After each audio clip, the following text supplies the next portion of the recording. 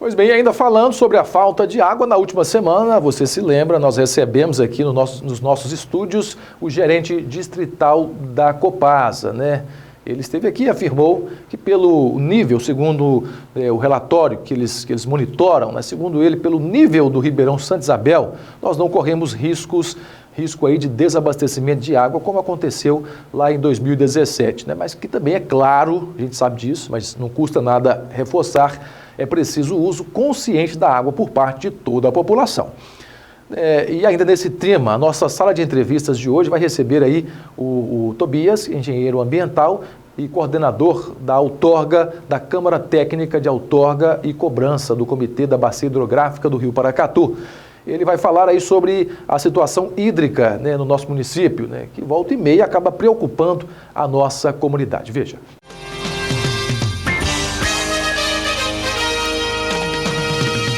A nossa sala de entrevistas de hoje recebe o Tobias, que é engenheiro ambiental e coordenador da Câmara Técnica de Cobrança e Outorga do Comitê da Bacia Hidrográfica do Rio Paracatu, e ele vai falar conosco sobre a situação do abastecimento de água na cidade. Tobias, seja bem-vindo. Muito obrigado, é um prazer estar aqui com vocês. Espero poder colaborar e trazer um pouquinho de informação para vocês. Explica para a gente como está a situação do abastecimento de água na cidade de Paracatu. Pois há muitas informações circulando que o nível de água do Santa Isabel está baixo, que é onde a Copasa faz a captação da água, e tem muitas pessoas que estão falando que começou um racionamento porque vem que em alguns bairros da cidade falta água. Realmente o Ribeirão Santa Isabel vem enfrentando dificuldades desde 2016, né?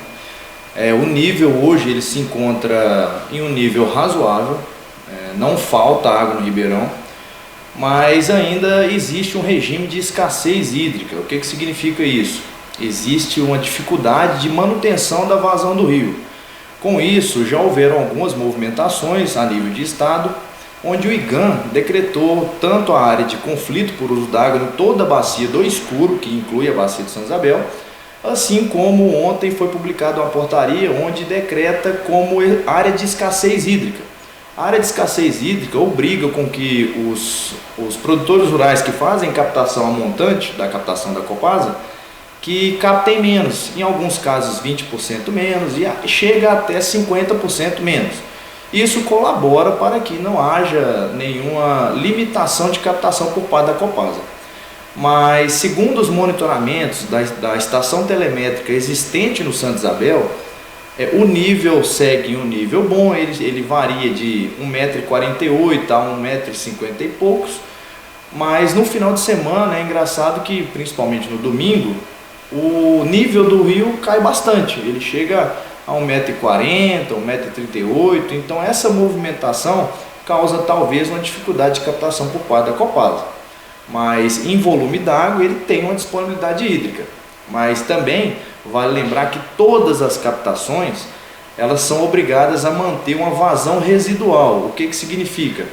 Toda captação em corpo d'água ela não pode captar além do que está outorgado e não pode captar quando não existe a vazão residual, que é aquela vazão que o rio tem que ter.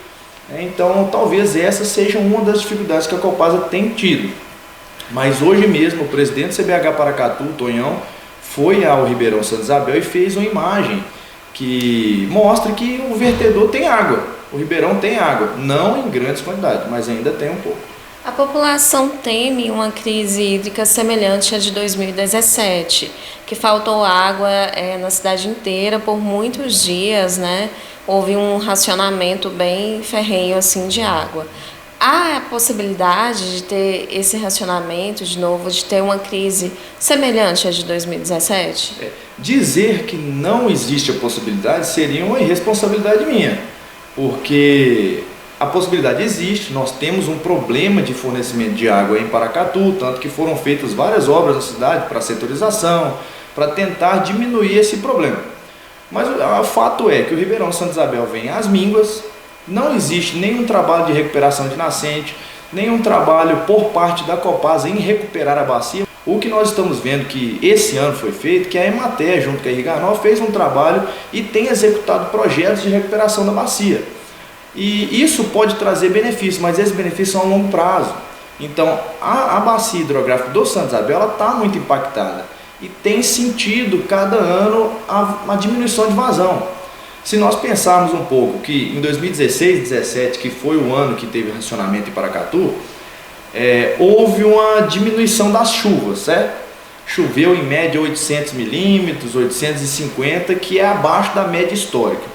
Em 2018 para 2019 já choveu-se a média, choveu 1.100, 1.200 e até 1.400 milímetros em algumas áreas.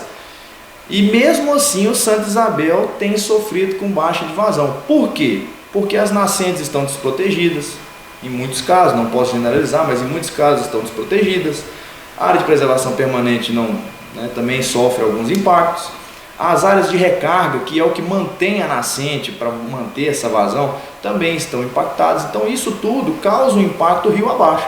E se houver alguma movimentação para que sejam feitas as recuperações, esse impacto, esse ponto positivo, você vai ver lá na frente.